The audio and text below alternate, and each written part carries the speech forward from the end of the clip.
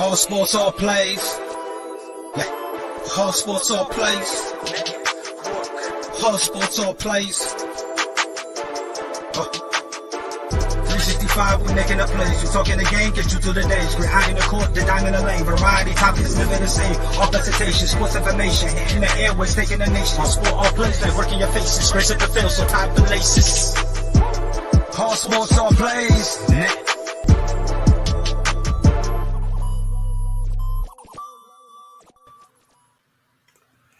What is going on, guys? Welcome to episode 2 of the He's on Fire podcast, the After Dark show. With me again is Amit.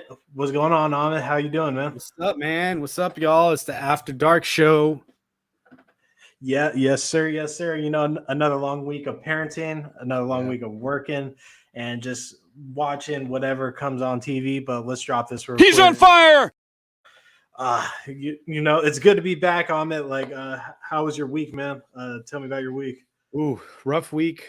I had the first couple days, just me and my son, because my wife and the baby were still in Chicago. Yeah. And then just, then they were trying to acclimate to LA time over Chicago time. So with the baby, it's been a little bit rougher, but dude, I'm just so glad it's the weekend. You got any big plans this weekend, Jay? Big plans this weekend? No. Yeah, I'm just gonna be hanging out. Just enjoy the weekend and stuff. I have some cleaning to do, and yeah, that's all I'm gonna be doing this weekend. But are you doing anything, or are you just kicking it? Only thing locked. So there's two things. There's one. My son's got baseball. It's t-ball, actually. I shouldn't say baseball. And I'm like technically one of the assistant coaches, although I've ghosted the team for like most of the season because they're just playing. But it's a final game. I got to wear a freaking Dodgers shirt, my Dodgers dream team coach shirt. It's so funny because like when we do at the end of practice and, everyone huddles up and goes 1, 2, 3, and they say Dodgers, me and my son don't even say anything. I'm so proud of him. And then we got an ice cream social for the baby at her school, meet some of the parents. And that's it. That's all I got going on. That's tight. Y'all be doing baseball this time of year? Like it's pretty hot. Like I don't know baseball. Dude, it's LA. Like it's LA. Yeah. That's why. Where I live today, the high was 74. So 74? 74, dude. I mean, the sun's still brutal, but it's not as bad as Arizona. It's not even close. Yeah.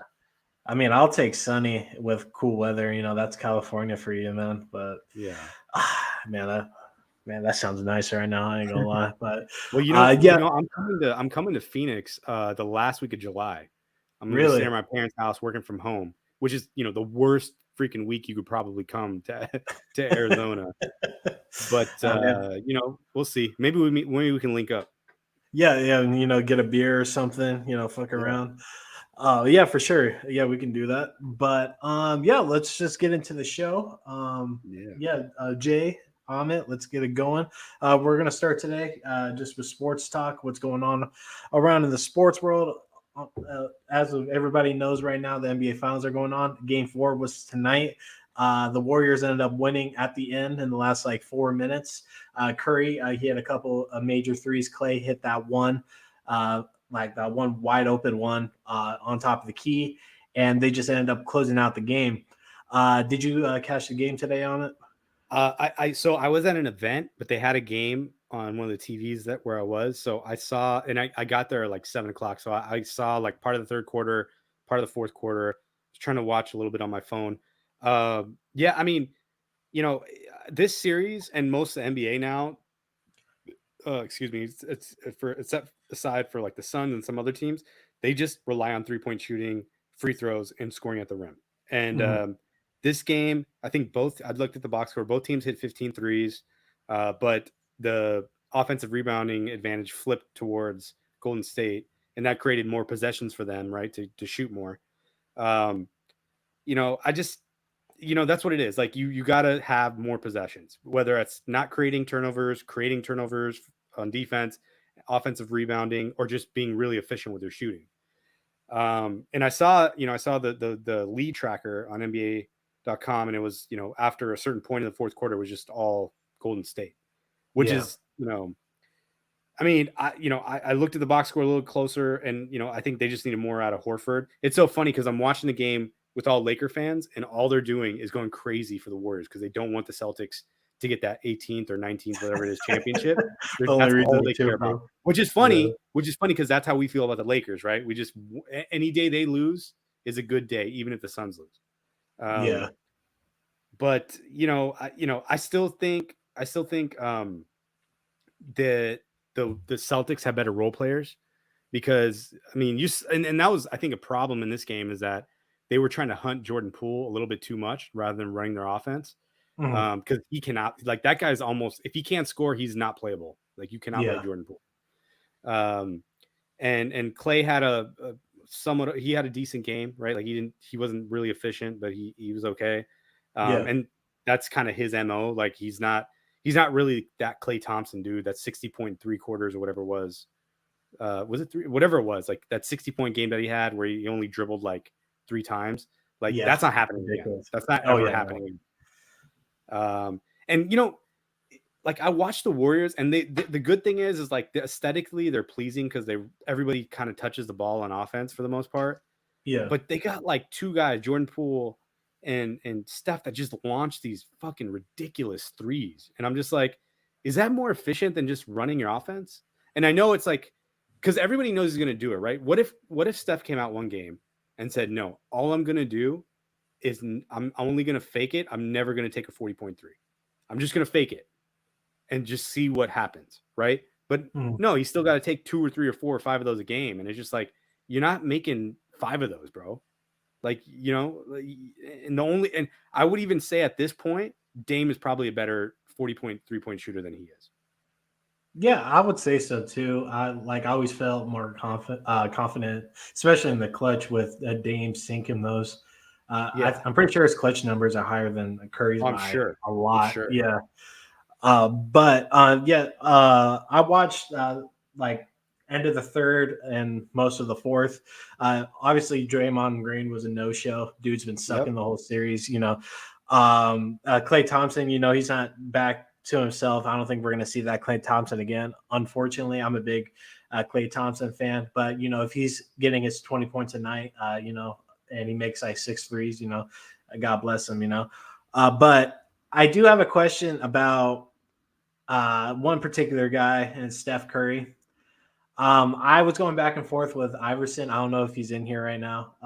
And I just said, I was just asking myself this question because obviously, if the Warriors won the series tonight, he would be the Finals MVP, no question. He's been great this series. But when we're talking about best point guards of all time, and he to me, he's not even in that discussion. There's a solid 3 or 4 that are way over him, in my opinion. But I was just thinking about this to myself, and when we're thinking about the greatest players of all time, you sort of have to nitpick and look at all their championships, and they're pretty recent. And me growing up as a LeBron fan, I'm a hold everybody to the high standard, just like how LeBron was held to that high standard. So what's your opinion about this question right here? Is Curry the most overrated player ever? Let me start with this. If the Warriors lose this series, which I'm hoping for, because I hate the Warriors and their fans, same here. They will be 1-3 if you take away Kevin Durant's seasons with that, or the 2 championships they won. I shouldn't say seasons, because then you would have to take out the one they lost in Toronto. So let's say we take out those 2 championships, they're 1-3 in the finals. So I think Steph Curry, if you were to tell me, is he better than Magic? No way. Is he better than Oscar Robertson? No. I would say no. Is he better than Isaiah Thomas? I still would say no, because I've seen. I would take Isaiah. I mean, there's just some legendary things that he did with a messed up ankle, which is, by the way, what derailed Steph Curry's career in the beginning of his career is his ankle problems. This guy played with a torn up ankle in the finals and still dropped a big number on the Lakers. I believe it was the Lakers. So yeah, I mean, and then you start going down the line, and then it's if you take away championships and you start looking at it, Nash, really Nash was the prototype for Steph Curry. He's Steve Nash 2.0, which is shoot more threes, be more aggressive. Doesn't provide, and there has been highlights where he's played really good defense. Right in this series and in the playoffs. And you can catch times where you see Nash doing some pretty cool things on defense. You haven't seen getting triple doubles and getting rebounds. I think Steph had 10 rebounds in this game. But is he really a point guard? That's my question. He's a combo guard. That's what I put him under, as a combo guard, because he strays away from being the traditional point guard that we know. He sort of kind of changed that position a little bit. Now we see Trae Young's, we see John Morant's and stuff, and he's Steph changed that point guard position into a shooting guard, point guard sort of combo. So I will give him that. And I'm checking right now, he had 4 assists in this game. So like in a playoff game, right? And it's different because the offense was different, but because now a lot of things go through Draymond on their offense. But could you ever imagine Steve Nash not having at least 10 assists in a playoff game, in a big playoff game? No. Right? I mean, that's wild. Like, I remember, I think it was some series where he had 40 and 20, 40 points and 20 assists. That's like at least 80 points of your offense. Let me see if I can look that up real quick. See if you can look it up. But yeah, I mean, I think the Warriors in general are a little bit overrated. Because it's just, they invented this style to play and everybody's trying to catch up to what they're doing. And but they had like it's like when you watch kids play, right? And you go out and I don't know if you've done this or seen other kids, like what they do is they all are trying to mimic Steph Curry. Yeah. But it's like, bro, you're not putting in the work to shoot like that. And he's different because his dad, he grew up in the NBA. He's a different type of guy. You guys are not Steph Curry. You guys are all jacking threes, step backs, whatever. But and I see that in the NBA too, where a lot of guys think that they can shoot like Steph and they just can't. Or shoot like Clay even. And I think Clay might be a better, more efficient shooter than Steph Curry. And I still think that Nash is probably, maybe we would never see, we'll never know because we'll never see the volume that Curry puts up versus Nash putting up. But if Steve Nash put up that volume of shots, I wonder if his percentages would be the same or better. And I would probably tend to say they would be better because they'd be better shots. Are you talking about the 2005 game when Nash had 39 points and 12 assists? I thought, is that against Dallas? Yeah, it's against Dallas. Yeah, that might have been the one. I might have exaggerated 8 assists out of there, but I do remember this game. Maybe there were hockey assists. You know what I mean? In my personal opinion, if ever the people that are joining right now didn't catch this, I grew up being a LeBron fan, and watching what that band's been through when it came to social media critique is absolutely insane. And to this day, like 20 years later, it's still crazy. Okay, so Steph catches no smoke. Still, like Steph catches no smoke. Yes, Steph, like, to me, is so protected, especially when it came into 2015, Kevin Love and Kyrie got injured in the playoffs, and it was LeBron by himself. And, like, LeBron did what he could, and the Warriors were able to win their first chip. Next year, they went up 3-1. Well, like, I'll start here. OKC actually had him at 3-1, and then OKC came roaring back because KD and Russ choked that series away, and then the Warriors ended up winning that. And then they went up 3-1, and then they choked that series. And LeBron and Kyrie had one of the best playoff performances. I think they're the only duo to have 40 pieces together, I'm pretty sure. So that put a big stake in the Warriors' road, because I think, in my personal opinion, I think LeBron and Kyrie showed they're probably the best duo in the league at that time. And I think a lot of people would agree with that. Then, Draymond hits up KD. Draymond's all crying over the phone. Like, come join us. Come join us. And KD, he has something to prove. I obviously didn't like the move being a LeBron fan or an NBA fan. KD comes and literally like the next 3 years were practically unwatchable. It was like, can LeBron at least get a game like in the finals or something? And let's say this too. When KD joined the team, the best player on that team was Kevin Durant. Absolutely, 100%. Like Curry played third fiddle a lot. Yeah, like, it was Clay dropping that 40-point first quarter. Was that when KD was there? I'm pretty sure, but probably like between Clay and Curry, like Clay was like usually the second guy, and Curry was just running around doing his thing, whatever. But yeah, like when KD was there, he was 100% the best player on that team, and KD is a reason why they won the next 2 out of the 3. Yeah, obviously the third championship run, everybody was hurt. KD like blew his leg out. Clay had like a Achilles thing and a knee thing. And what was wrong with Curry? Was it just Curry that was out there? Are you talking about in that 2019 finals? Yeah, the Toronto one. Yeah, he was fine. I mean, was he hurt? Yeah, I think he was fine, but Clay blew his knee. But you know what? If you go, I don't know if that was the year. What was the year when was it Bellinini that took out Kawhi Leonard? Are you talking about that was Zaza that did that shit? Or Zaza, whoever it was. Zaza took out Kawhi, right? Was that 2018 or 2019? That was 2018 because Kawhi was on the Spurs at that time. Or no, it was 2017 because he missed the entire year next year. Yeah, that's right. That's right. Yeah, you're right. And they were looking like they were going to lose that series too. Yeah, they were. Yeah. If that injury didn't go out, what's up?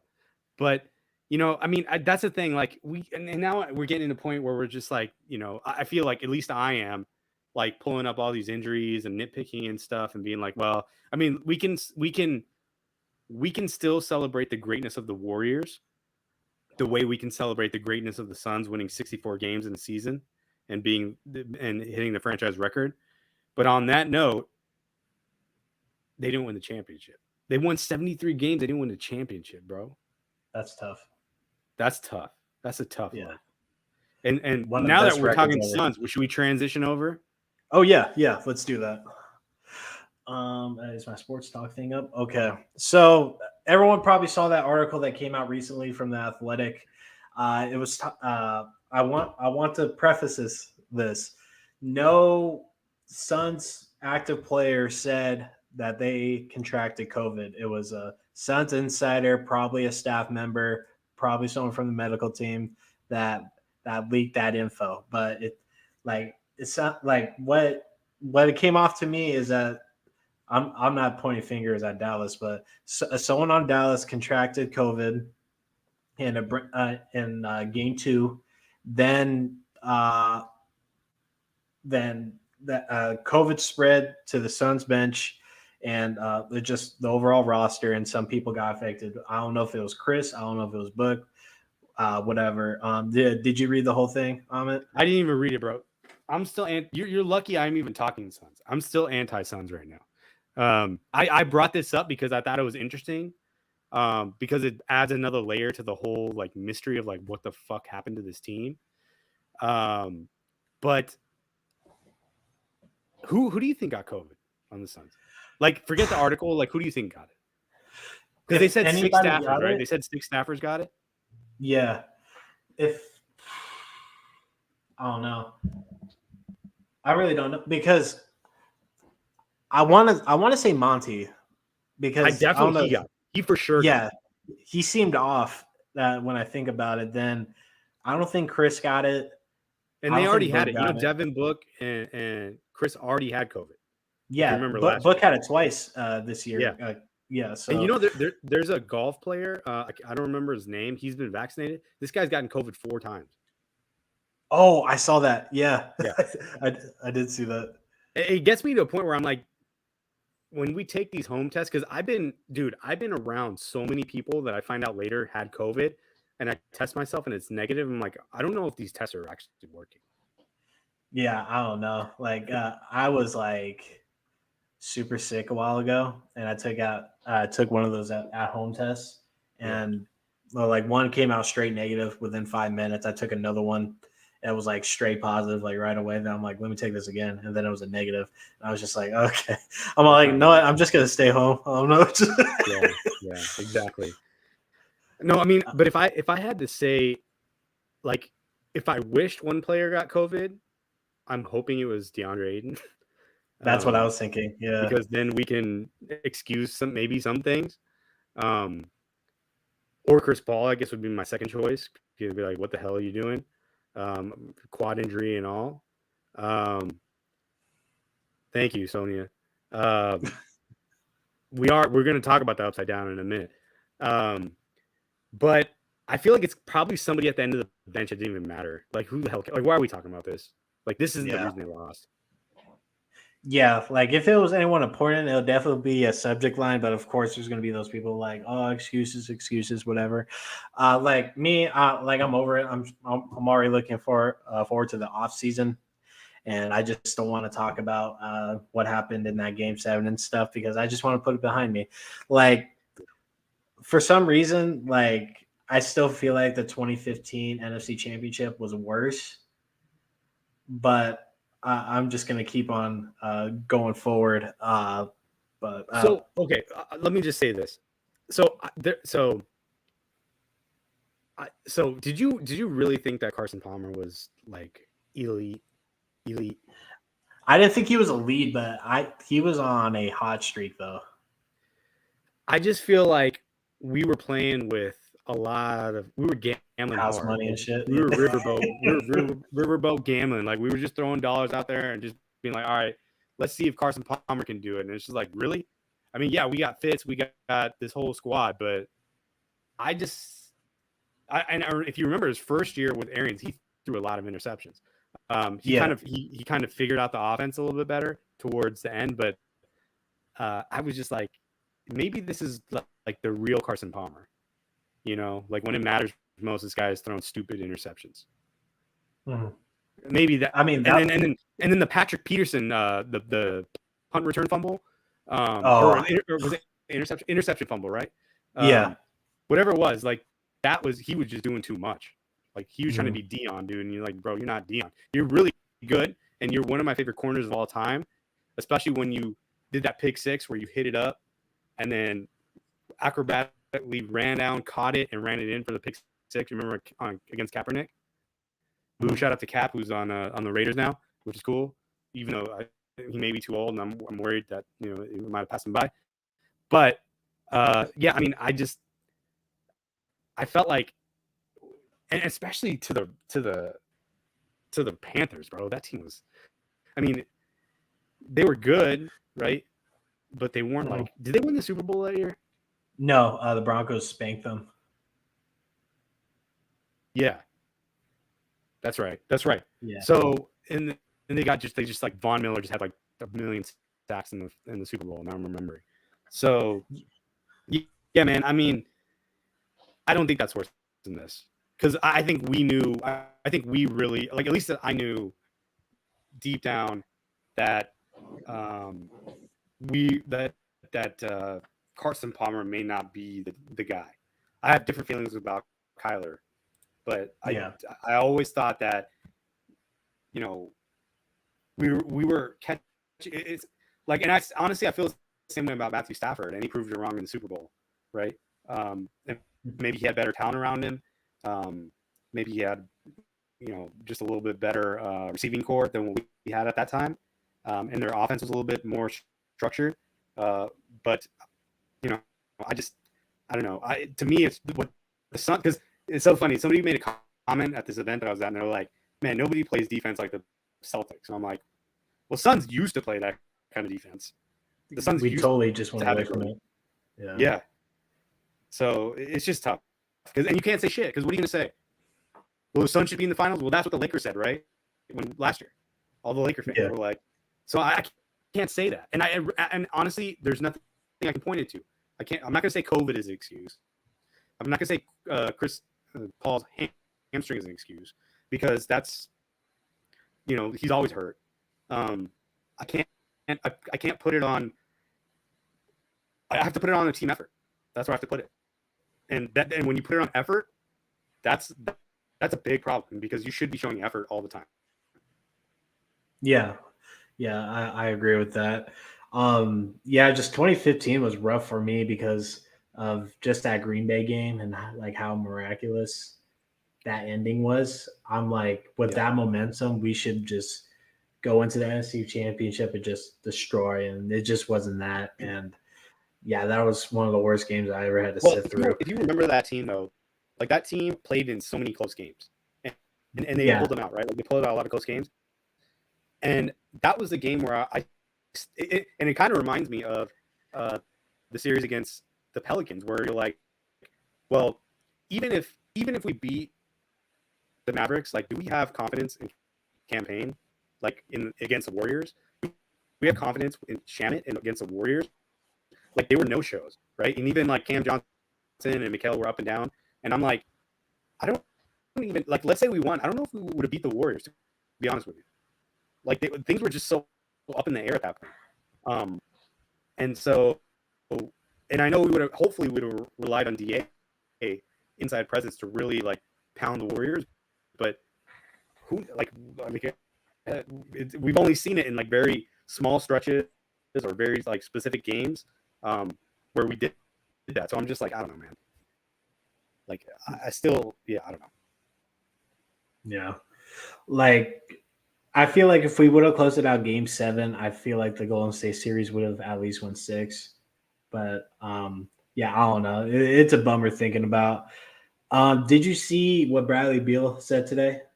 Like what did he say? He said, I know I saw Dame he said he wanted to play with DeAndre Ayton or some sources, or I don't know who whatever the sources were. But what did Bradley Beal say? So Dame said, like he was listing off some players that like he thinks that he would like to play with and stuff, and DA's name was mentioned in that. But with Bradley Beal, it sounds like he's not happy with his status in Washington right now, and he wants to go somewhere and win. Like he's at the point where he's in his career where it's either he needs to start competing to win or just ragging the checks. I mean, he's been losing for 7 years now. He's been a great player all those 7 years, and most of that was with John Wall.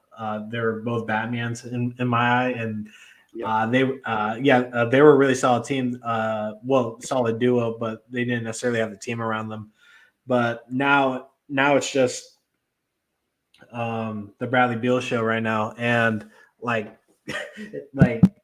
me, Evan quote tweeted it. He said, welcome to Phoenix. Like if I see Bradley Beal coming here 100%. KD, I'm like 50-50. Like I honestly see a Kevin Durant Phoenix Suns jersey. Like it's just ingrained in my head. Like Bradley Beal I see, but like I don't know. What are your thoughts about that? I mean, honestly, I don't want KD because the ball just he's a black hole with the ball. In the playoffs, and it slowed down the Warriors offense to the point where like they're losing game to the Clippers. Right? Pat Bev is like all up in his face. If Pat Bev can get to Kevin Durant, then something is not right. And now we're talking about Kevin Durant, who plays a portion of the season. He's a fragile player at this point in his career. I don't want him. But I mean, I would have to say that I would much rather have Bradley Beal. Now, if you're telling me who I'd give up, I'd want to give up. I'd want to give up Chris Paul in that deal if I could. Because I'd rather have. Because the problem with Chris Paul is that he just like when the fourth quarter comes and he's the ball handler, he just has to. If he's not making those shots, and then the team's going to lose. But if he's not even taking those shots, the team's going to lose. So there's a problem there, right? Like we've invested too much into Chris Paul. I'd rather go in another way where you have a guy like Bradley Beal who's more efficient. like, I would rather find a way to keep DA and then work on the fringes because I'd love to see Dario Saric back, and let's see how that goes because I think he could have been a huge difference maker. But the guys I'm looking at are Campaign and Landry Shamet. Those are the guys I'm looking at. What can you package that for to get, another, and maybe that goes into I don't think it would work if you try to put in the Bradley Beal deal. I'm trying to keep the core together as much as I can. Yeah. Like Chris Paul is a guy where I'm like, he's older, so I can move away from him if I have to. Mm-hmm. Like where Bradley Beal played his best basketball was with John Wall, and it was with John Wall facilitating John Wall. But dude, we've been hearing about him wanting to be traded for like 4 or 5 years. Yeah, that's and nothing's happening. That's gonna be tough. Yeah, and honestly, bro, like John Wall when he came out of college, like he reminded me of Jason Kidd. Like when he would get a rebound, he was old in college.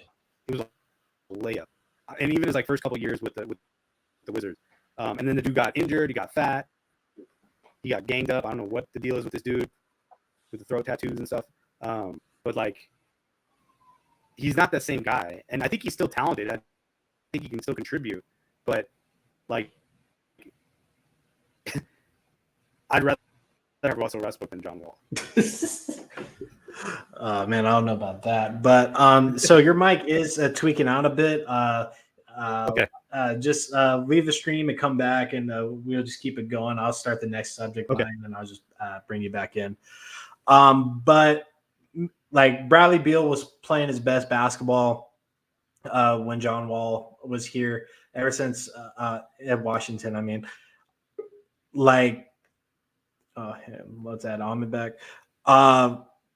Like when after John Wall left, Bradley Beal had to, take the point guard position and run the whole thing.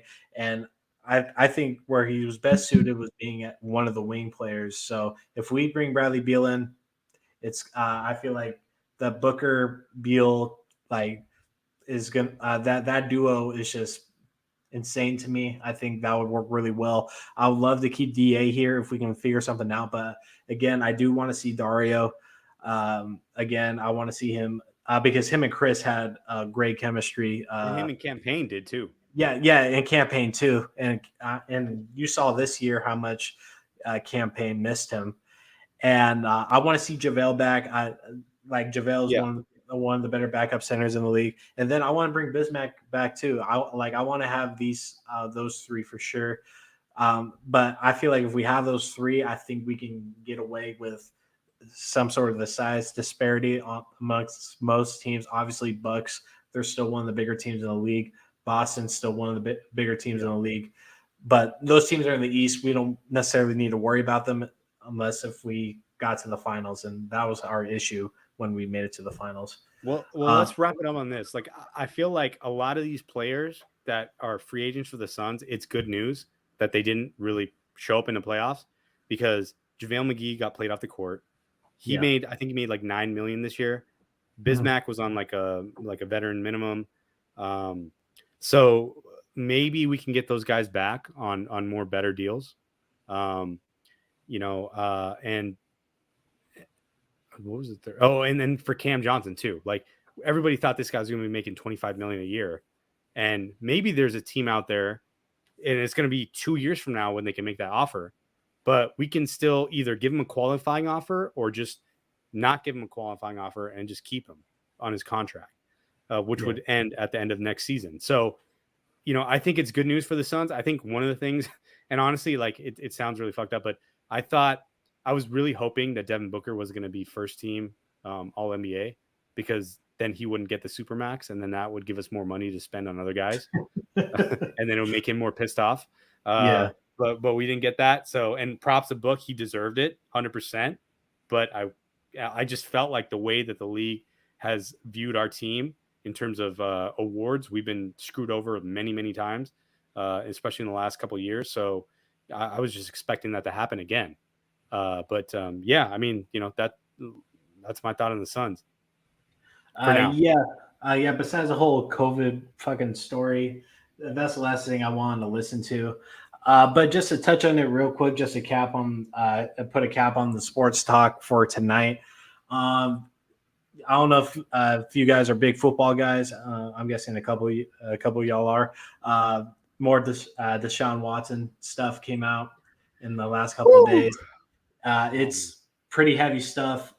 Like, I'm a guy that solely believes in innocent until proven guilty. But when women keep on stepping forward and things start tying more and more together, the more you look into it, and when the numbers start to be really overbearing, and it's going to be a hard conversation to have, especially if you're in charge of the Cleveland Browns, because you low-key kind of fucked yourself, because you brought in a QB that you didn't know if they'll be available right away. Obviously, criminally, he's not going to be charged, but during the civil dispute, he might get everything in the kitchen sink. So, but like, with the Cleveland Browns fucking themselves, they already ruffled the feathers of Baker Mayfield.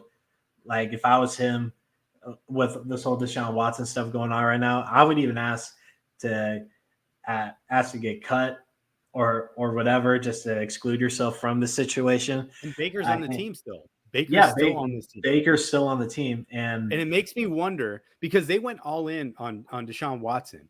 Yeah. And they didn't make any trades they didn't do anything with Baker. And it makes me think that maybe they thought that this could happen with him. And maybe they're like, okay, well, at least we have a backup plan, right? Because okay, so who was the guy? Was it Calvin Ridley, the one that got suspended for gambling? Or who was the guy that got suspended? Yeah, it was Calvin Ridley. Yeah. And how many games did he get? Do you remember? It was a year. So that's the minimum. God. That's the minimum. That's what the NFL values. They value integrity of the game, right? But they don't value integrity of the players. And if Deshaun Watson is not suspended at least 8 games, because that's what Hopkins got, right? He got 8 or 6. 6. Yeah. So that's integrity of. I mean, come on, man. Like, be real, dude. Like, how can you even? This guy should not be in the NFL. No.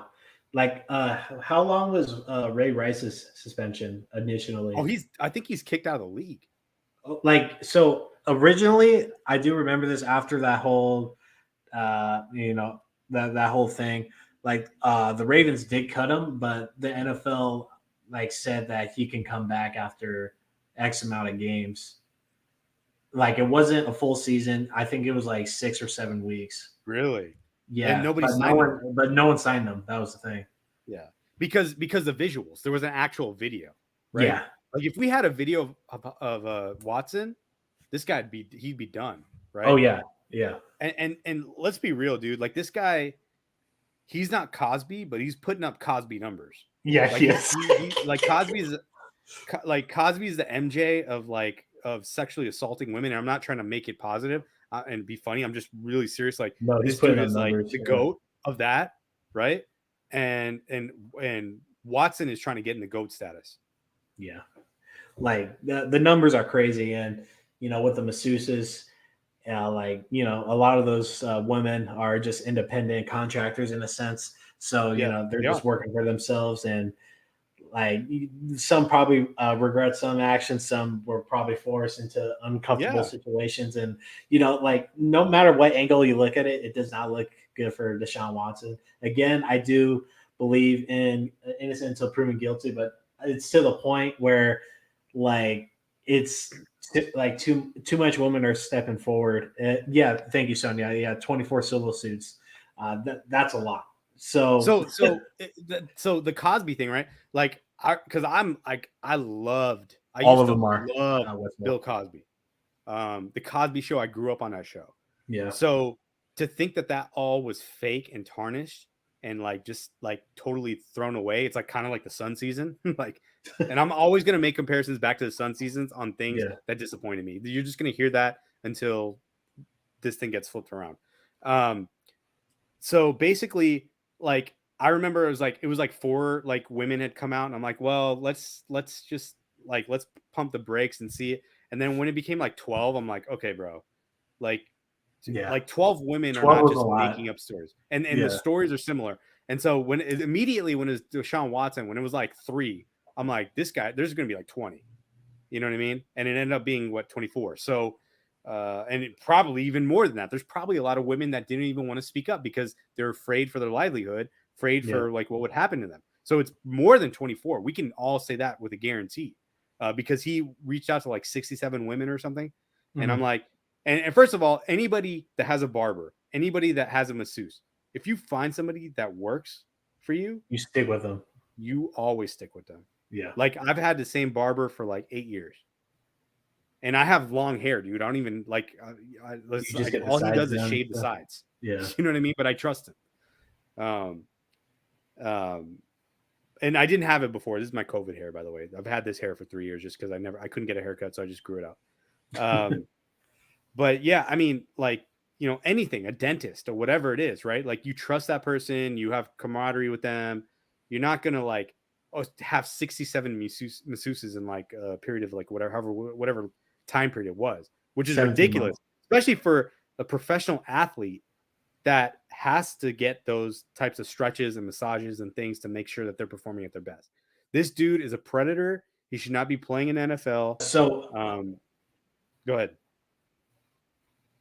Oh, sorry. You lagged and I thought you were done. Westville, to answer your question, so when you work in professional sports, especially the NFL and NBA, there is certain extensions through the league of people that specialize in that stuff, being masseuses or physical therapists, so on and so forth, just outside sources. No matter what team you play for, even AAU, that they have some sort of connections like that. So what Deshaun was doing, originally he was going through, the team sources, but then he started outsourcing into, just like a hole in the wall or just independent chicks, and just going into them. Some said he was really respectful, whatever, tipped and all that stuff, but like all these stories are the same after those 3 or 4 that said that he was respectful. And like sexual predator.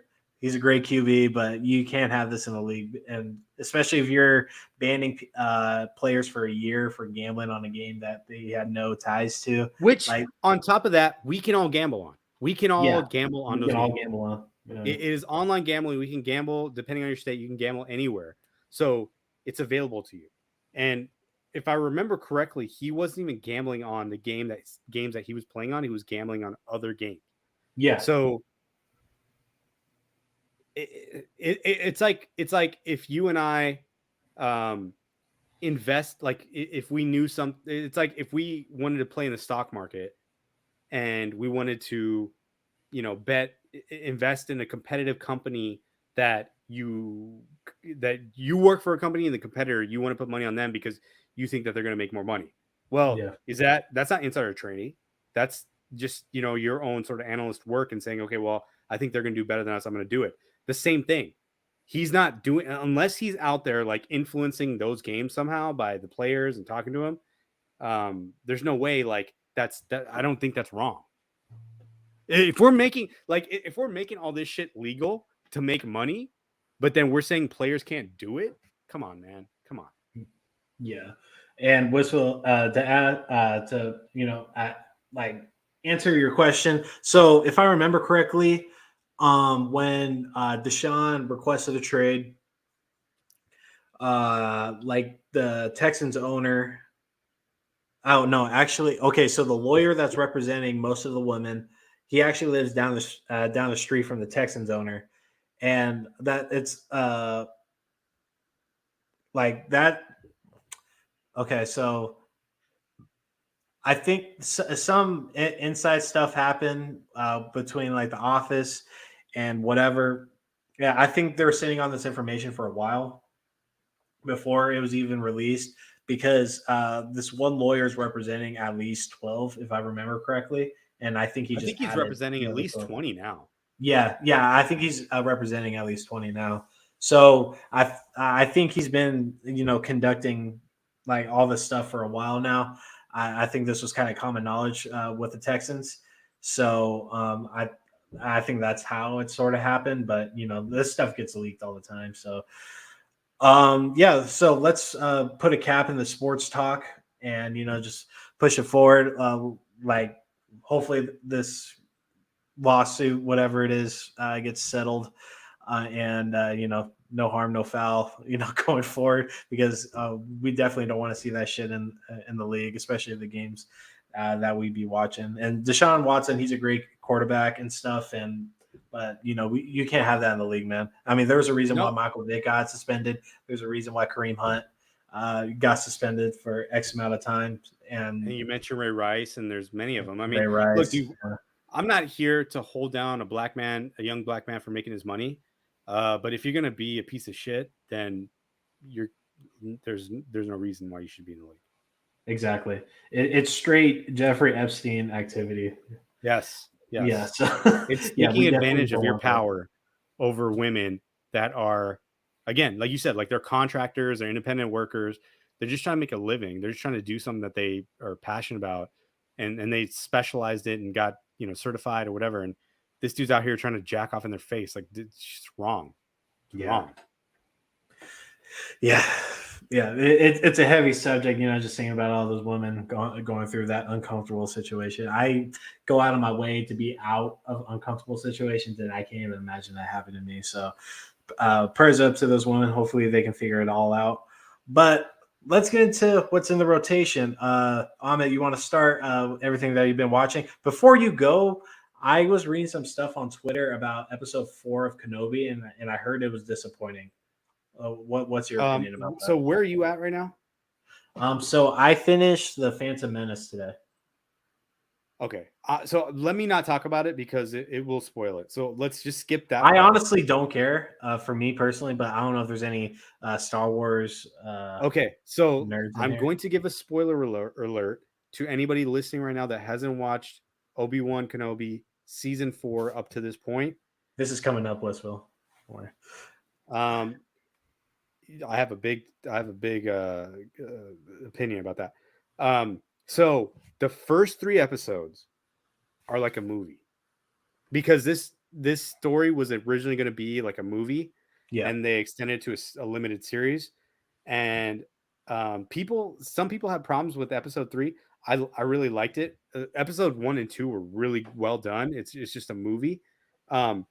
Episode 4 was a 34-minute episode, which all the other episodes were like 50 minutes plus. So they ran longer. So the story was like a little bit more drawn out. There was a little bit more dialogue and detail. This was more like a spy thriller. There was a lot of really funky stuff that happened in this episode. But, and I never played Jedi Fallen, but it ties a lot back to video game, which is kind of funny. Because that's canon too. Like all that stuff is canon, the video games. But I'm trying not to spoil it too much, but I'll just say this: like, there's too much Leia, because there's a lot of little baby 10-year-old Leia in this whole entire limited series, and it's gone. Now we're into episode 4. It's definitely going to be in episode 5. Hopefully, it wraps up before that. I just feel like it's taking away from the big story, which is you have Obi-Wan and you got Darth Vader, and that's what we want to see. That's what everybody came to see. Everybody came to see not only Darth Vader, they came to see Anakin, Hayden Christensen. So whether it's a flashback, and we've seen him without his helmet on, but he's just in a Bacta tank, just making faces. Like, it's not like a real like Hayden Christensen thing. So either we need a flashback, or we need him to take his helmet off, or we need him to do something else. I still believe that the series can land this thing, but it's good. Like, trust me, like, I am here for all this content. I will always be here for all the Star Wars content. I think I mentioned last time when we made the list, I'm like, all this stuff could always be a 5 for me. But if you were to tell me to rank this against like Boba Fett and Mandalorian, what's that? Sounds like Secrets of Dumbledore. Oh, I didn't even watch. I'm not a Harry Potter guy. My son's getting a Harry Potter now, so I think I'll be a Harry Potter guy in a couple of years. But no, it's probably like bottom versus Mandalorian's number 1, Boba Fett's number 2, and this is probably number 3. for the limited series that they put on Disney. But yeah, so where are you at? You said you're in Phantom Menace, right? Yeah, I just finished Phantom Menace today. So tell me your order that you've watched. You're watching on the release order? Yeah, I'm watching on release order, and so Phantom Menace is the 4th movie. So okay. So I forget what's next. I think it's Attack of the Clones. Yeah, it's Attack of the Clones. Yeah, that's a tough watch, bro. That's a tough watch. That's the one with General Kenobi, right? Or no, Count Dooku. Yeah, my fault. Like I said, I mean, look, like there's some pretty badass lightsaber fights in that movie, but the dialogue is terrible. And it's definitely the worst out of the prequels because I think everyone would put Revenge of the Sith number 1, they put Phantom Menace number 2, and they put that third. I think those 3 movies, what they do is they really build out the story because we didn't get a lot of what was happening in those other movies, like in terms of like the entire universe. Those 3 movies build out the entire universe really, really well. And when I go back and watch them, they're brilliant to me in terms of like telling this larger story of what's happening in the universe and why the Jedi are kind of failing and why there's an opportunity for the Sith to come up and, like those types of things. And then I think hopefully at some point in the future, we'll see that the sequel trilogy will have some sort of brilliance to it. I'm hoping. I talked about I liked the movies, but there's a lot of problems with them. But like you really have to fill in between those series with the Clone Wars and Rebels. I was thinking General Grievous. That's Grievous, dude. Yeah, that's who I was thinking of. Is he in Attack of the Clones? Or is he in the next one? I think he's in Revenge of the Sith. I can't remember if he's in Attack of the Clones. Okay. Yeah. He has some pretty epic fight scenes. But he's in Clone Wars. Okay. And he's in a few other things. For the people that don't know, I'm currently rewatching all the Star Wars movies. I watched them 10 plus years ago, and I do not remember a lick of any of it. So I'm currently rewatching the movies in release order, and I just finished The Phantom Menace today. Amit mentioned he's never been a Harry Potter guy. I wasn't either until I sat down with me and my future wife, not my fiance yet. I haven't popped the question yet. We sat down and we finally watched the movies, and they are amazing movies. I love Harry Potter to death.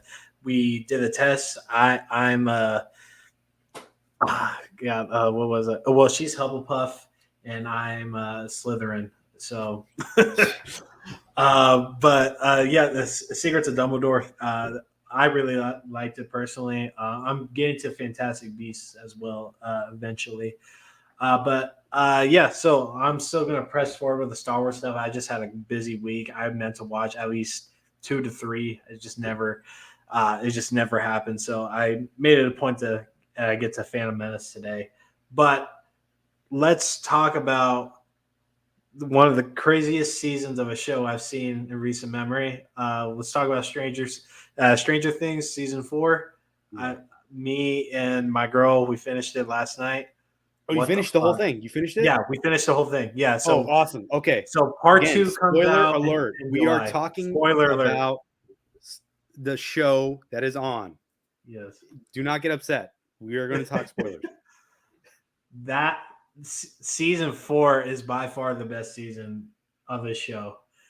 The villain alone, he's on the thumbnail. The villain alone, that dude is creepy as shit.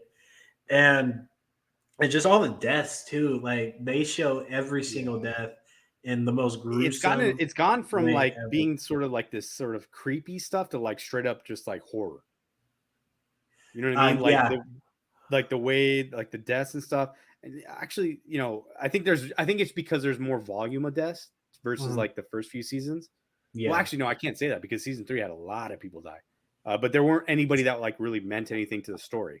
It was just a bunch of random people, right? Ooh, So let me ask you this question, because Dustin says this, and he says that Vecna is the 5-star general to the Mind Flayer.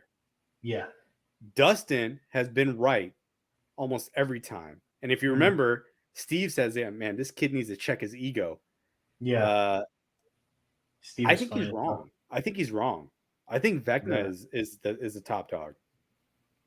Really? What do you think? I don't know. Like you said, Dustin's been right throughout the whole series about just these wild epiphanies that just come out of nowhere. I'm a roll with Dustin's theory that he's only the 5-star general. I feel like there's something bigger because part 2 of season 4 comes out in a little less than a month now, and we'll be able to see where this unfolds. I think there's something. I think there's another layer to this iceberg. It would be lower, another lower level to what this upside down world is, and Vecna is just crazy, dude. I just want to address just the overall storytelling. Just about everybody is disconnected. No one is together at this point. So you have these group of guys back in what is it, California? Are they in California? Yeah, there's the California crew, there's the Russia crew, and then there's the Hawkins crew.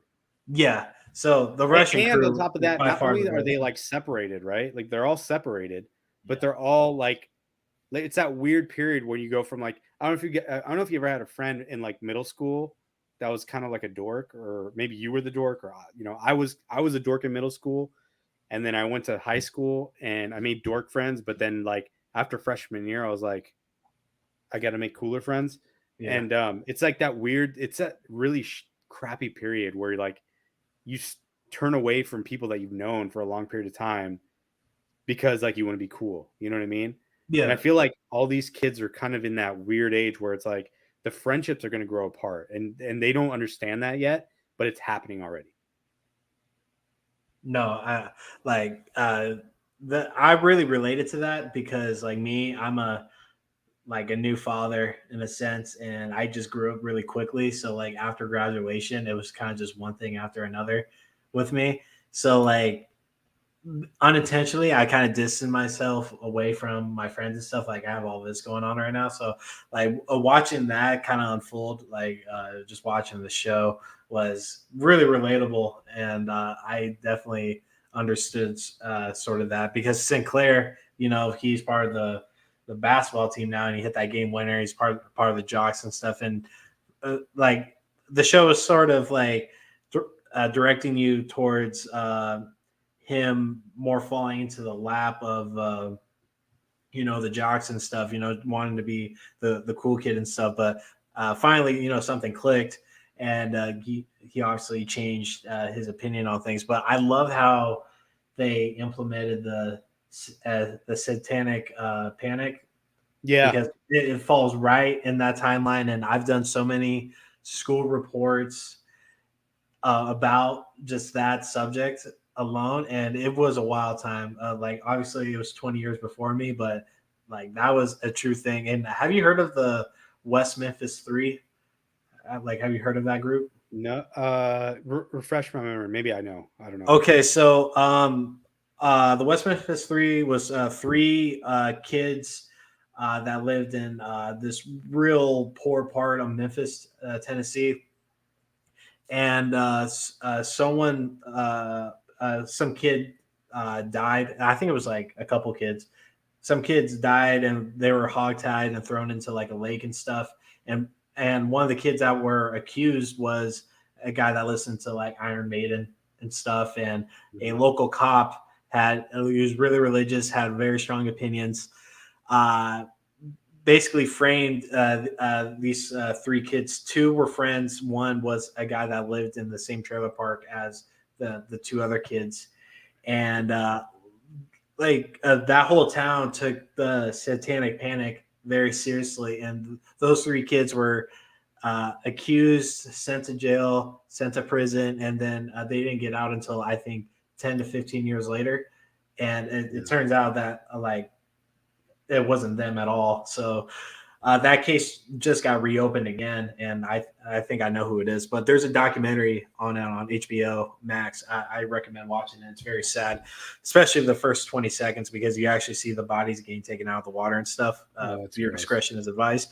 But yeah, it was just like I've done so many reports and just overall watching stuff in that time period when it comes to just religion and stuff because it's fascinating as fuck. So I'm glad they implemented the satanic panic within that because that's essentially what this is. Like there's people flying in the fucking sky and like their bodies start breaking in every which way. But I mean, yeah. So I'm glad that they included that because I didn't know about that growing up. Like I was too young to understand. I wasn't watching the news. I couldn't really comprehend what was going on.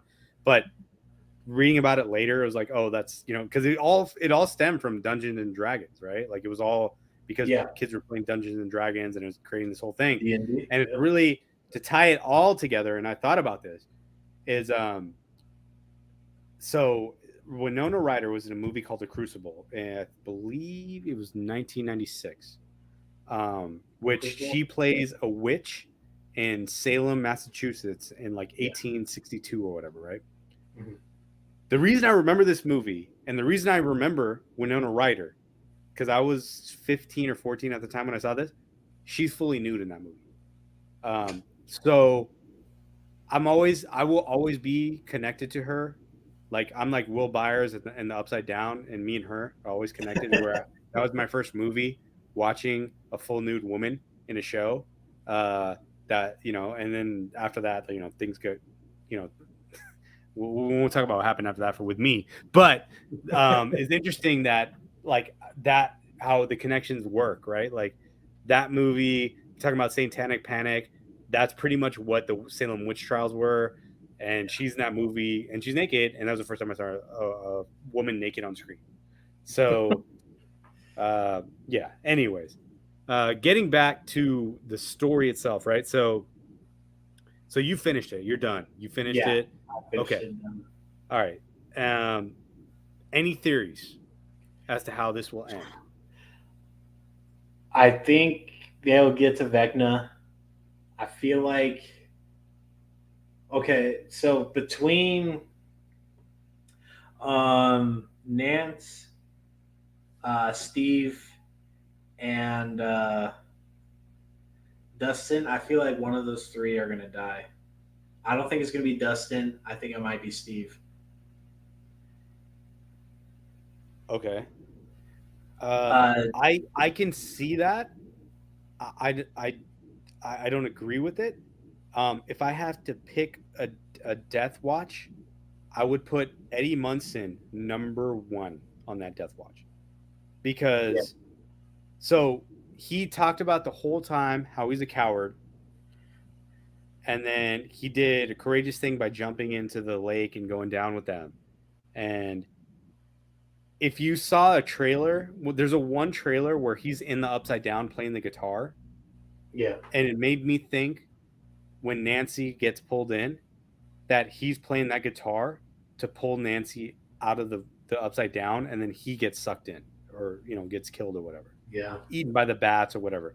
So when somebody tells you that they're not courageous and they keep saying it, and then you see them doing things, I feel like he might be maybe the Billy of this season, where he does the most courageous thing and sacrifices his life. Well, actually, it's not even the same thing because Billy was already dead at that point. But, I feel like Eddie might be that guy, and he's like a new character too, and we've fallen in love with that guy. I fucking love that guy. I love everything about him. His hair. He's British. That guy's British. Yeah. I didn't find that out until like 6 months after that third season came out. Yeah. Or no, not Billy, but Eddie too. Eddie's British. Oh, Eddie's British? Oh, I can see that. Yeah. And you could hear it, like if you already know it, then you can hear it like when he says things, because he says things really weirdly. Yeah. When he slows down, his tone changes. But I would put Eddie at the number 1 spot. I really think because of all the nostalgia that they've built with these characters, and let's be real, like they really killed some people that we really cared about. Like they killed Bob, they killed Billy, they killed Barb, even though it was like two episodes in, but it was like she was such an innocent person to just get fucking slaughtered the way she did, and then we had to see her again dead in season 4, and Nancy had to relive that whole thing. The bottom of the pool. Like, so who knows? But they're not really subtle about things in this episode. And so here's one thing I'll say. Why I think that the Vecna is the end game boss is because people have gone back and pulled out like episodes from season 1 or moments from season 1 and season 2 when Billy gets accosted by the Mind Flayer, when Will gets thrown into the Upside Down, where you hear the grandfather clock ticking in the background. And so it makes me think that Vecna is the main guy, and he's been setting this whole thing up to get 11. And he's been targeting her, like, or even the Mind Flayer was targeting her, right? Mm-hmm. So I really think that he is the end boss. Maybe there's another boss that they'll go to in season 5, but yeah, man. I mean, so why don't we do this? I had a couple questions for you. Yeah. So why don't you tell me who are your 3 favorite characters of this season or just all season? Steve is a favorite of mine. Dude is hilarious, very witty. I like him a lot. My second would have to be that I think that guy's native, the guy with the long hair, and he wears like the Wesley Snipes, the white man can't jump hat. Are you talking about Argyle from season 4? Yeah, season 4. Yeah, that native guy. Yeah, the stoner guy. Yeah. Yeah, he's funny as shit. He's good. He's good. But like my third, I'm just gonna go with Vecna because like he is a great villain, and yeah, like when he just makes his introduction and stuff, and basically he operates like the Ring. Like you have 7 days. You know, once you see me, is basically barbecue chicken after that. So, like that grandfather clock, like no matter if I'm paying attention or not, that shit draws me in every time. And like he's by far the scariest villain that's been like incorporated with the show. Like the Demogorgon was like cool in the first season, but that fight scene when it was Hopper and that Russian guard and those other Russian inmates and stuff, and when they let that Demogorgon out, oh my god! I wish that was the Demogorgon that we got in season 1. That I just tore shit up. It's just like fucked everything up around.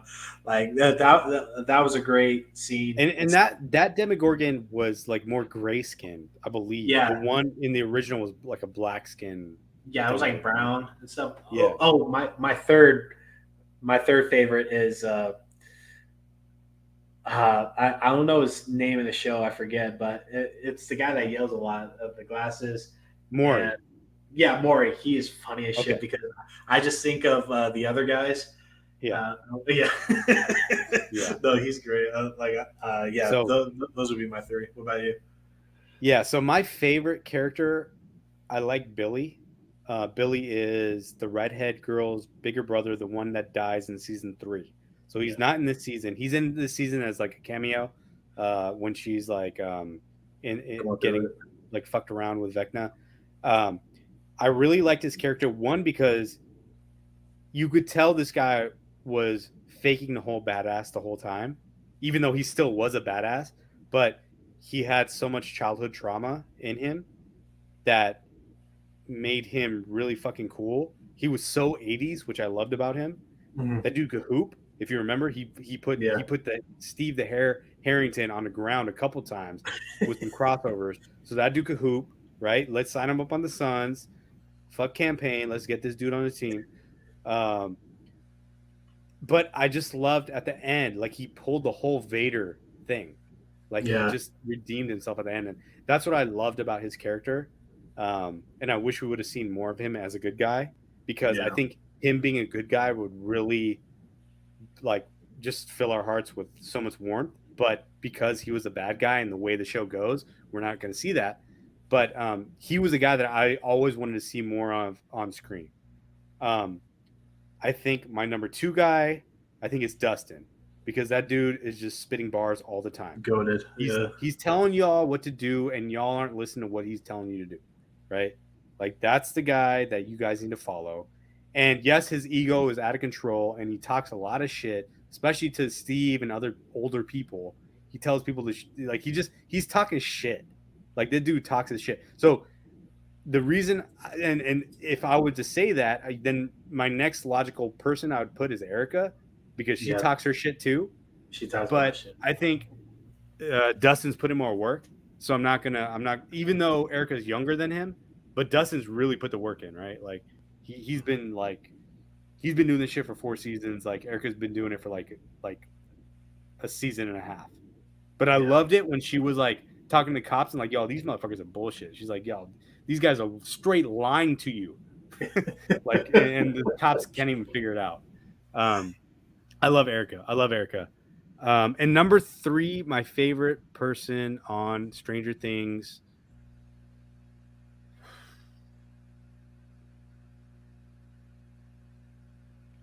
I keep going back and forth on so many people because I really love the characters. I love the dynamic that they have. There's together. a lot of good characters. I got to go with the hair. Steve Harrington. The dude is just always babysitting. He's always babysitting, and keeps calling him out. The dude was an asshole in the first season. He had a redemption arc. He fought a Demogorgon in the first season. This guy like built this whole relationship with Dustin, and they probably are the best duo on the whole show. Is those two guys? Oh yeah. Them two together are great. It's them and then Maury and what's her name? But yeah, and Maury is my honorable mention. The only because I think like he's funny, but like season 4 he gets even funnier when he starts doing the karate shit on the Russian. And he's just like, oh yeah, like he's just like dude's totally like irrationally confident about his karate skills, which I loved. I loved that part. But yeah, he's number 4. So let me ask you this: who would you say is let's go top 3 badasses of Stranger Things? Billy. I mean, Billy, Dustin, and you would have to Billy, Dustin, and I'll do Steve. Billy, Dustin, Steve. I was gonna say Nance. But it's a toss up between Nance and Steve. No, I'm gonna do Nance. So So I support that. Billy, I support Dustin, changing your mind. Yeah. No, because Nance is always put in a position where, like, either it's like a misogynistic group of people, or she just like, yo, man, let's go to my house and get some fucking guns, bro. Like, she's just like, yo, let's do this shit. She ain't fucking around. She's like, I got it. She's like, I'm jumping. She's been in the Upside Down now twice. Yeah. If you remember, was it season 1 or 2? I don't remember when she goes in, she just goes in. Yeah. And she survives. So she's a fucking badass. Mm-hmm. My number 1 badass is Bob. Shots of Bob, R.I.P. Bob, season 2. This guy saved all of them, and then had to die at the. Was it a Demogorgon or was it a Demodog? It was a Demodog. I think it was a Demodog. Yeah, it was a Demodog, yeah. Got his throat ripped out. But the guy was a nerd, dude. The guy was a straight nerd. He wasn't like these kids. So that's where I separate it. Where it's like you got all these like teenagers and they're just like irrationally confident. Like they're myopic. They have no idea what like life is. So them doing like this crazy shit that they do is like normal for them. But for Bob, who's like a 40-year-old middle-aged dude who's just trying to settle down and, marry Winona Ryder, he's just like, now he's like, what was he, a pharmacist, or I don't remember what he was, but he was just like he was just a normal dude. He was just he was just another guy. He was a jag, and like he's out here like fucking going like Tom Cruise in these movies, to save these kids, to save the women he loves. Like that's the most badass out of everybody that I remember.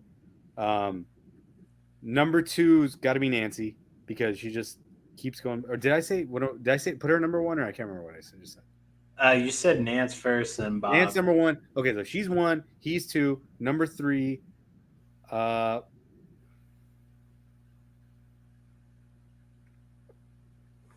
don't think, and I know you put Dustin in your top 3, and I don't think he is courageous. I think he's just really smart.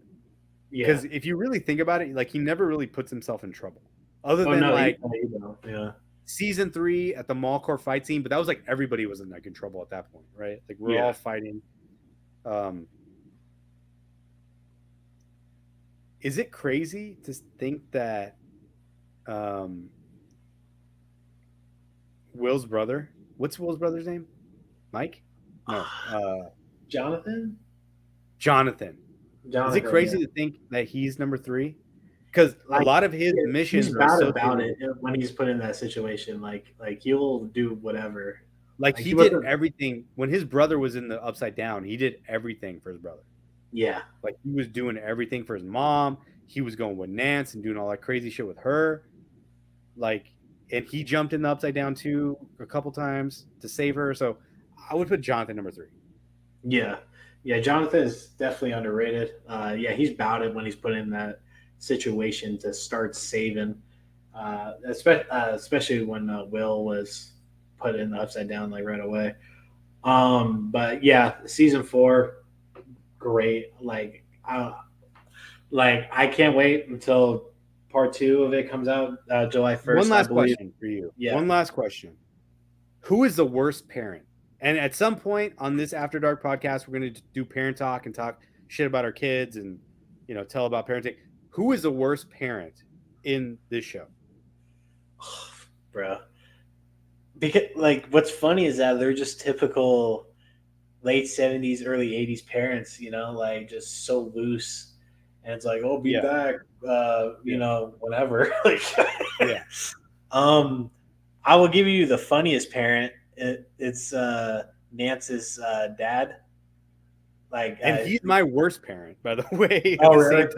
He's so monotone, and he's no idea what's happening with his daughter. She's getting fucked all over the place. He has no idea what's happening. His son is harboring another fugitive in his basement for months. He has no idea what's happening there. And then his wife is about to fuck Billy. This guy has no idea what the fuck is going on.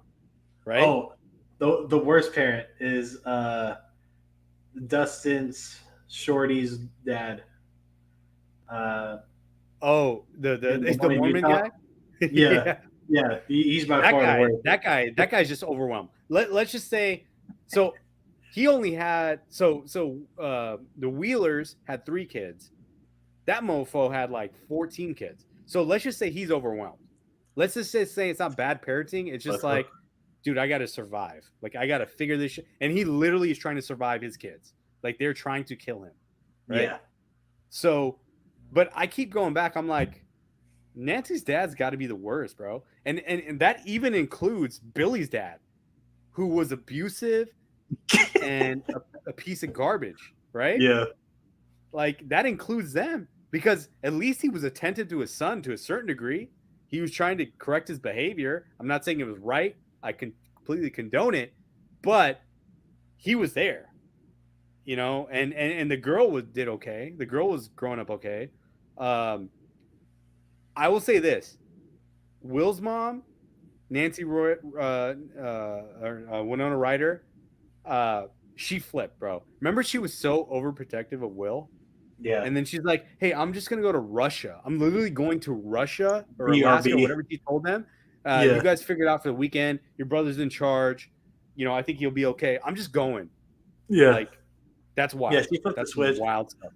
Which I respect, because after you go through something like that with your kid twice, actually. Like you went through that with your kid twice. At that point, it's like fuck it, you just roll with the punches going forward. And plus, like she's madly in love with Hopper, so like she just wants she wants him back in the States. And Do you it, think? it, yeah. Do you think it was a mistake not to tell those kids the truth?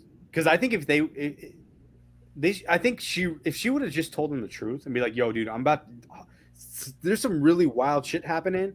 Hopper is alive and he's in Russia. Don't ask any more questions. I'm about to find that fool. But you guys need to be safe." Like, do you think that's wrong? I don't think it would change the story anymore. Like when she had that conversation with the kids and stuff, when she was saying that she was leaving, did was anything happening at that time? What, like, did the first murder already happen with Chrissy? Well, here's another bad mom thing.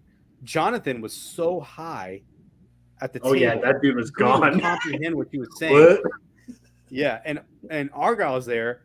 This guy, the main, he's the pot head, like he's the number one in pothead rankings on the show. And this guy's explaining to Jonathan what's happening. He's like, "Yo, man, your mom's about to bounce the Alaska," and he's like, "What? What?" He has no idea what happened. After they talked about it for 5 minutes, like, "You're going to Alaska?" It was just, I mean. So, yeah, I mean, I agree with you. I agree that, like, even if she would have said, like, the truth to them, I don't think it would have changed anything because those fools were too high. And I think Will was too preoccupied with Mike and Elle, that these guys were going to do whatever was going to happen anyways. Like, that was going to happen. Yeah. Like, she's gone. They're going to fuck around. That's it. And I like the 3 storyline thing. I feel like if they, like, added a character to another group or vice versa and stuff, I feel like it would have changed some things around. Not necessarily it's sticking. Like, I like the Maury and her going to Alaska, dealing with all that bullshit, and I like the California crew after 11 gets into trouble at the skating rink, gets put in handcuffs. Hey, that bully, I forget her name, of 11. Angela? Angela. Fuck her, dude. Like, she got hit with a rubber wheel. It wasn't even like the metal bracket of it. Dude, if we're talking 80s, like, the cops aren't showing up for that. Like, the cops are not showing up at your house for that. In the 80s, they'll pull you by your ear. They'll take you to like you got to deal with that shit on your own. Like, the cops are not coming. Maybe the parents get involved, maybe, but like in the 80s, like, that wouldn't happen. That was unrealistic. That whole thing, they should have just skipped that part and had the FBI show up to collect her rather than having like that interim thing, because that didn't make any sense to me. Like, you're not getting arrested for that, dude. You're not getting arrested for that. Yeah, no, and like. And there's no adult. So how can you take a minor when there's no adult, like, guardian there to, like, sign off, or, you know what I mean? Like, you can't just take a kid and put him in jail. Imagine if, like, someone came in and put your kid in jail. They'd be like, what the, like, you know what's funny is, like, my son, like, this dude fucked with me. He was at school and he's like, "Yeah, I went and saw a nurse and she gave me a COVID shot. She gave me my booster shot." And I was like, "Wait, what?" He's like, "Yeah, she gave it to me."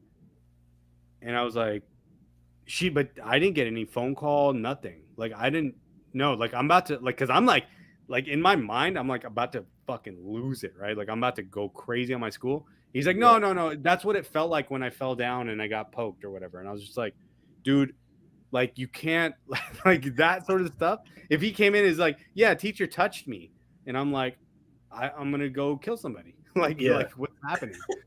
Like, you can't mess with people that way. It's the same thing. It's just like, if you get, like, she didn't get stabbed, she didn't get shot, she didn't get, a lot of things happened to her, and the police are showing up. I mean, it just seemed awkward. Yeah, like, it was silly, and plus it was recorded, and like, there was at least 50 to 60 people that were there, and I feel like at least maybe 10 of them can vouch that, like, it was, like, like, she was kind of asking for it. She's defending herself. She was defending herself. Yeah. And dude, the 2 guys that are with her group are the worst sort of guys. It's the the guys in the girl group, and they talk the most shit, and they're like the most like cuckiest, like like Yeah, no. Do you remember? Do you remember season 1 when they those guys, the same sort of dudes were doing that to Nancy. I want to say her real name. I want to say Natalie, but her name's Natalia, and I keep freezing, but her name's Nancy in the show. When they put the thing on the theater, and it was the same sort of cucks. Like they were just like, who had no girlfriends, by the way. Like who were their girlfriends? They were just, they have no bitches, bro. yeah, they were talking shit on Nancy, and they had no business talking shit on Nancy, and they were talking shit as if like Steve wanted it, and he didn't want them to talk shit about her. Yeah, those guys are the absolute worst. Like they just bring up a lot of high school memories of me just like walking by and just hearing conversations from those sort of guys. I was just like, oh God. But dude, season 4, Stranger Things, absolutely amazing. Like let's get into something that you recommended. Some of your recommendations going forward. I'm pretty sure I spelled that right. I didn't get a red line underneath. I'm pretty sure that's spelled correctly. You're missing a C, I think. Let's see. I don't know, man. Word has made me like completely. I used to win spelling championships. I can't do anymore. We're gonna roll with it. I'll throw it up for a second, then I'll take it off so I don't get roasted. Yeah. So who was the person that was asking about We Own the City? I think that was Westville. Let me see if I can find it.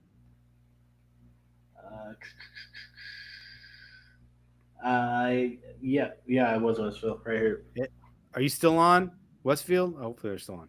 So, so I have a ton of recommendations. I'm gonna leave one for this, and I will say, The Wire is required television watching for anybody that watches drama, because not only is it like the realest show and one of the most well put together shows you'll see, but the characters you find in that show grow and change and morph, kind of like WWE villains into different people, that it's just worth watching. And it's dated because it's like from 2002 to 2008, so it's this very specific time period. People are using like flip phones, like it's weird, but you get a real sense of how police work, how the Baltimore government works, how communities that are impoverished and underserved, what happens there. And it's more of a documentary than it is an actual drama show, because at the end of it, you just kind of feel just dark inside. So David Simon, George Pelicanos, they were the guys that were two of the creators of that show. I can't remember if Ed Burns was still part of that, but they basically created this new show called We Own the City, which is a limited series, 6-episode show on HBO Max. I can't say enough good things about this show. So it basically, so when you watch it, like you're like, oh, it's The Wire, right? But it's not The Wire, because The Wire was a fictional story. This is a factual story. It is taking transcripts from court depositions and witness testimony. It is taking wiretaps. It is taking body camera language and putting it. And these are, so like 80% of the show is actual things that these guys said, right? There's one character that's created for the show that's kind of like the audience person, that kind of tells you the story from her perspective, but everything else is real. All these people are real. This happened in Baltimore, which is the most ironic thing, because Baltimore, The Wire ran from 2002 to 2008. This show runs from 2005 to 2017. So it overlaps with the fictional story, but it is more scarier, more fucked up than what happens in The Wire. And on top of all that, and I remember you guys, I saw you guys talking about John Bernthal and talking about like Marvel Oh yeah, Punisher and shit. Yeah. John Bernthal puts on maybe his best performance in this show. Really? As Wayne Jenkins, a corrupt cop in the Baltimore City Police Department. His character is so electric, it makes me think of like The Rock, like when like 2001 Rock, like in the WWE. Like it is so electric, his character. He is on a trajectory now as an actor as maybe like Robert Downey Jr. Like I really think like because he's in so much stuff, right? Like he's in this, he was in the Will Smith movie about Venus Williams. I can't remember the name. King Richard. Yeah, King Richard. That was a good one. Yeah. He was in a few other things. He was in Walking Dead. He's the Punisher. This dude's gonna be the Punisher again, dude. Like, oh yeah, he's so like his superstar status is so atomic right now. Like you can't even touch him. And when you see Wall Street, he was great. Wall Street, another one. There was another show that I was thinking of that he was in. But yeah, I mean, this dude is elite. Yeah. And you can't take your eyes off him, and he's the bad guy. And you're going, man, I hope that bad. Like you're just rooting for him, you know, and like he is just.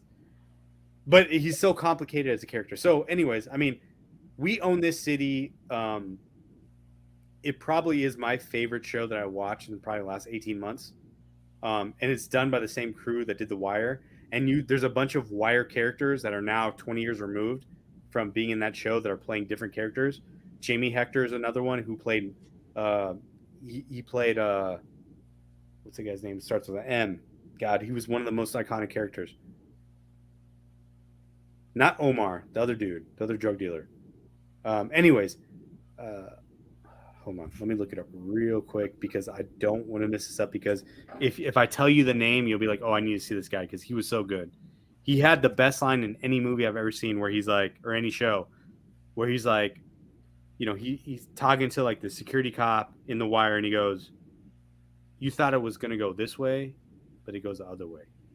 And it was just so baller and just so like gangster at the same time. Marlo. Oh, okay, Marlo. Yeah, he plays Marlo. And so he's playing a cop in this, where he's not the gangster, he's a cop, but he puts on one of the best performances in a while. I mean, if I could just get more David Simon stuff, more George Pelicano stuff, I would love it. Those guys are just, whenever they work together, including Ed Burns, like they create just some of the greatest content. And it's really funny because they're really focused on Baltimore because that's their town, and creating like content specific to that. But that is my recommendation. Westfield, I hope you feel validated in that.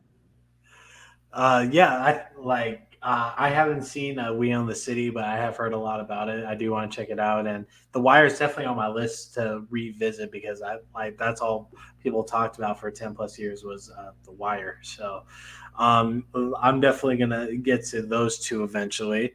But my recommendations is if you don't know me, I haven't said it on here.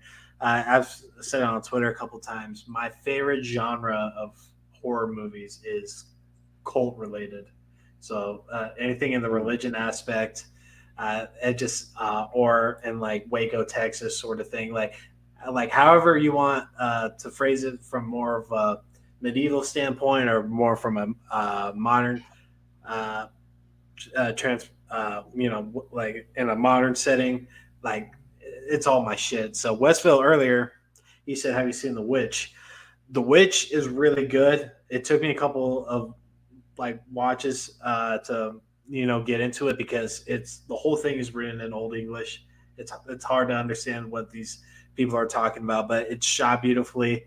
You can low-key just mute the movie and just watch the scenes just play out, and you can see the buildups and the emotion out of these characters' faces and what they're presenting, and you can see how different life was like 300 years ago, and especially during the Salem witch trials where everything was considered to be devilish and shit like that. Another thing that falls in that lane is this movie called Hereditary. It's one of my favorite scary movies of all time, horror movies, really. And from one of my favorite directors ever, to Ari Aster. Aster. He also did Midsommar, which is another cult movie, which I recommend as well. Yes, all documentaries. Yeah. So I'm a big cult guy. I'm really into shit like that. But which is a very good watch. It's hard to watch it with all the old English subtext, but a nice, palate taste, a palate cleanser, and really well told horror movie, Hereditary. Have you seen Hereditary, Amit? No, I haven't. I'm not a horror movie guy. I like you're not. the psychological thriller movies, so I like more like Get Out sort of stuff. Oh yeah, yeah. But yeah, I'm not a really so there are some horror movies that I like I like Candyman, the original Candyman. Yeah. And I still got to watch the new one because it's got my guy from The Watchmen in it, and I got to watch Yeah. that. Which that's we can talk about Watchmen another time because I'm a huge Watchmen. That's my favorite comic book of all time. It's right behind you. Good. I'm glad, dude. At your age, that's awesome to hear that. Yeah. Yeah, no, I'm not a horror guy. Like, I don't like slashers and those types of movies. Like, it's not like I wasn't into Scream. I wasn't into those types of movies. But I liked it when it was a little darker, Yeah. And it wasn't about the violence. It was more about just like the pain you can cause somebody through the other elements. Yeah, like I've never been like a big slasher guy. Yeah, I appreciate what they've done for, just the culture and stuff, and just kind of put serial killers and just deranged people on the map and stuff, because the 70s, 80s were just filled with those people, like just Sunnyside Killers and the BTK killer and John Wayne Gacy, like that was that whole time, and those slasher movies kind of shine the light on that in a fictional sense, in a way. But like why I love cult movies so much is like I kind of compare it to like how America is today, with just the left and right side, and just both sides at the furthest ends question how the other side can think the way that they do. And it's like when in Midsommar, it's based in either Sweden or Switzerland. It's during the midsummer solstice and stuff, so it's like daylight for like a few days, because it doesn't get dark over there or whatever. And they just have a different way of living, and they have different cultures, and they have different rituals, and they have their own way of living, and they're trying to celebrate something, and just to put some average Americans in that situation, just how they deal with it, it's just very interesting, especially when it comes to stuff like Waco, Texas, or man, you would not like this movie at all. It's not a good movie, but it's wild. The Green Inferno. It's like just stuff like that. Have you seen The Green Inferno? No, I don't even know it. I don't know. Yeah, so it's a tribal movie, but yeah, that's my shit. So my recommendations is Hereditary, Midsommar, which is the same director. Those came back to back. Then The Witch, if you want something a little different, but Hereditary is a really, really good a cult movie. And if you watch it twice, you pick up a lot of things that you missed on the first watch. So yeah, those would be my recommendations. Awesome. Yeah. Is there a reason why you're not like a horror guy, or it was? I watched a lot of that stuff. I think I when I was a kid, I watched like Freddy Krueger, Nightmare on Elm Street, and I had some really bad nightmares watching those shows. So I never really got into it. And then I'm not a blood and gore guy. Like anytime where there's a show where they're doing like surgery, because I have this like tick in me where like there's a potential I'll pass out if I see like some bloody gory stuff. I get that. So I have to look away. Even like Saving Private Ryan, like it's hard for me to watch That's a tough movie to watch on the first time. That's a tough movie. Like I have to like kind of cover my eyes for some of those scenes. And there's so many. I mean, there's so many shows and movies like that cover that stuff. Like I used to watch Nip Tuck, and like Nip Tuck is like all these surgery stuff, and I just most of the show I'm just like covering my face. I'm just not. I just can't deal with the gory stuff of things. But even in my favorite shows, like I have to cover my eyes. Yes, Wisville. Yeah, that's what it's about. Yeah. But yeah, that's just my thing. I like the psychological piece, like when you're like, so that was kind of the thing that drove me in with Nightmare on Elm Street, where and the funny thing is I had a nightmare, like I had a really bad nightmare where Freddy Krueger was trying to kill me. Mm-hmm. And I ended up surviving because it's really weird. Like I went to the sewer, I found a bunch of kids, the light shone, me and all these kids turned around and said, "Hey, Freddy Krueger, you can't mess with all of us." And then he kind of ran away. I still remember that nightmare, dude. That was like when I was like 10 years old or something. But yeah, I mean, I'm not into that stuff, but I like when it's like real crime more than it is like the fake crime stuff. And even then, like I still have to, like, I have a little bit of like I'm pretty weak when it comes to the blood and guts. Yeah, I get that. Like I have a pretty high tolerance for stuff like that. I've never been like a guy to, or anything like that. I'm not saying, like I have like bigger balls or anything like that, but it's stuff, like I can watch that shit all day and, I can, operate as normal and stuff. But I get that because my brother, he doesn't watch movies like that because of the same reason that you said. But in Hereditary, there's some Nightmare on Elm Street elements and stuff, like some of the hallucinations and stuff, and you think you're asleep and stuff. There's just one particular scene that like was wild. But Westville mentioned Fury. Have you seen Fury? It's a military movie. Yes, I have seen that. That's a great movie. And John Berthal was great in that movie as well. So I'm telling you, man, this guy is on a trajectory. He's the next Robert Downey Jr. Like this dude is so good. Monster is good as well.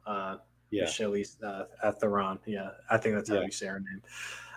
But was there anything else you want to add to the recommendation thing before we get out of here? Dude, I have a million recommendations. I'm going to save it. I think, in future pods, for those that aren't parents, we're going to do some parent talk. I got a lot of thoughts on a lot of shows, but I really want to talk about Lovecraft Country and The Watchmen. Yeah. Maybe on our next one, we could talk about that. Predictions for the finals. I'll give mine right now. I think whoever wins Game 5 wins the series in 6. Yeah, I can get on that. Tied series right now. Like both, I think I can speak for both you and I that we want the Celtics to win. Yeah. Best team win, I guess. But yeah, if whatever team wins the next game, I'm pretty sure they go on to, cap it off, because if Warriors end up going down a game going into a elimination game, I don't know how they're going to handle that. They haven't been in that situation too many times. So that would definitely be interesting going in.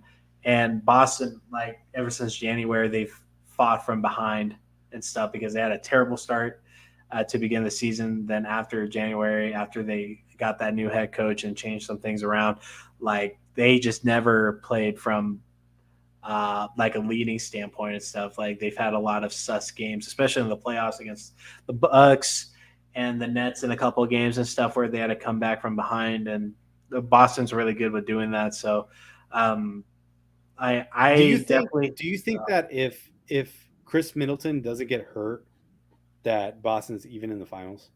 People underrated that injury a lot, which I thought was pretty disrespectful. Like Chris Middleton was like he killed us last year. I mean that Giannis and Chris Middleton pick and roll, either one of those guys, whoever was the ball handler, that pick and roll destroyed every team in the NBA. Yeah, that they do it better than anybody else in the league.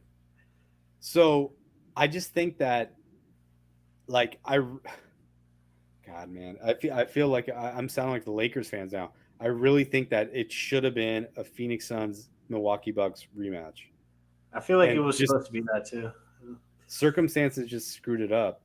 And I can't cry about it. I can't say like there's an excuse. The Suns really screwed it up.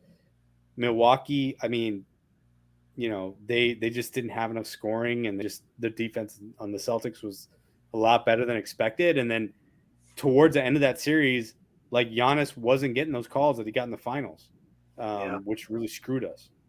And so, I mean, whatever, man. I'm just, it's spill milk at this point. No, like I feel like if Chris Middleton, didn't get injured, I feel like it would have definitely been Milwaukee at least winning that series. Like I had Milwaukee and the Heat, duking it out and Heat coming out of that, but like we kind of saw in that Boston and Heat series that it's just the Jimmy Butler show. Nobody else can kind of pull their weight, and I kind of feel bad for Jimmy because like he was in a good position in Philly, but Really? it's just they rather have Tobias Harris and they rather have Ben Simmons. I mean, and JJ Redick. I mean, they've spent a lot of money on that team. Like they spent a ton of money to put that team together. And if Kawhi Leonard doesn't make that shot, I guarantee you in overtime, Philly would have won that because they had way more talent. Sixers would have won that year. Yeah. That shot didn't go down. Yeah. Yeah. I mean, plus like Golden State was hurt, but like still like Philly was like a top 3 team that year. It's a damn shame because I'm a big Jimmy Butler fan, but it is what it is. Sonia, Revenge Tour starts now. Hopefully, James Jones doesn't sit on his hands and he can figure some stuff out, whatever changes we need to make, some improvements to the bench, and possibly our starting 5. And it sounds like DA isn't going to play another game in a Phoenix Suns uniform, which is very unfortunate. And we don't get to see the Valley jerseys anymore. Hopefully we get that sunburst sooner than later. That's all we've been crying for the last 20 years, I would say. Just bring it back. It's by far our best uniform, one of the most iconic. Westville. Yes. Thank you for reminding me. I watched Hustle today. It is a great movie. Adam Sandler, I've always liked him as a serious actor. He was great in Uncut Gems. And this is just an extension of that. So Hustle, he's just a NBA scout for the Philadelphia 76ers. And he finds this guy in Spain. I forget the actual player's name. It's not Ricky Rubio. No, it's not Ricky Rubio. But the guy did play on the Celtics. And I don't know if he's on a current roster right now, but it's essentially going through the whole draft process and finding, overseas Juan Hirma Gomez. Yeah, that's him. It's just going through the day in the life of a scout, finding somebody dealing with sort of the setbacks from, bad ownership and whatever. Then Anthony Edwards, he's hilarious in that. He just talks shit the whole time. He doesn't play himself. He plays like a guy in a different name, but Dirk is in here, Luka's in here, Charles Barkley, Shaq, Kenny Smith. And there's so many people. Boban too. The movie's great. And Tobias Harris is in there, Seth Curry. Joel Embiid was mentioned a couple of times, but he wasn't actually in the movie. Doc Rivers was in there too. Brad Stevens. Yeah, you could just go down the list. There's so many people in that movie, and it was kind of cool watching it because it's kind of like a behind the scene sort of watch. So it was definitely cool. I do recommend that if you're really into basketball. But Hustle is a really good one. But any closing statements, Amit? What do you want to close out with? That's it, man. I mean, it's Wayne Jenkins Day, man. Wayne Jenkins Day. You got to watch We Own the City to understand what I'm talking about. when you see it, it's gonna be fucking hilarious. Everyone have a good night. Sonia, props to you, girl. Like, we need to see more women in this group. We want to have a diverse group of folks in this group. I'm trying to get Jackie from what's her podcast? Redbirds, whatever it is. I've been trying to get her for a while. She had a baby, so it's taking a little bit longer to get her. And but yeah, we want to make a diverse group. So props to you being out there. Yeah, shout out to you, Sonia. Like any Arizona podcast live stream that I hop on, you're there. So you're repping, Suns Jam, PHNX. I appreciate you coming out, especially this late and stuff. And to you, Westville, Iverson, Coda, everybody that joined tonight. Just to close out another long week and stuff. A lot of stuff has transpired throughout this week, but when it comes to Phoenix Suns stuff, we just got to hold our breath. Hopefully things do change for the better and we can go back into playing competitive basketball and Ahmed can flip his sign back around. But with the Cardinals, Kyler Murray, he looks like he's been in the gym. It looks like he's been really working on his body, which is really good to see because it's his health that's been kind of killing us the last 2 years. Besides it being Cliff, but take our movie and show recommendations, watch them, and we'll be right back here next week sometime, whatever day works for both me, Ahmed, and I. That should do it. Thank you again for everybody for coming out to episode 2 of the He's on Fire After Dark show. I'm Jay Joyce. You can find me on Twitter with that spelling. You can find Ahmed too on Twitter as well. Was it the sustainable Amit? Yeah. Or whatever, Twitter, whatever that shit is. Yeah. But you'll find me here. You're gonna find me in the After Dark, man. You're gonna find me in the Upside Down, trying to figure out what happened to the Suns. We're in the Upside Down in the Arizona world. And then you can catch our regular podcast on Sundays for now on, since no other sports are going on for us right now. We're just only doing one show a week on the regular He's on Fire with Evan. So thank you guys for coming out this late, and thank you again for joining us. We'll see you sometime next week, guys. Good night. Have a good one. Have a great weekend. Stay safe. A lot of crazy drivers in Arizona right now. There's been so many deaths. So we'll catch you guys next week. All right. Appreciate y'all. See ya. Have a good one.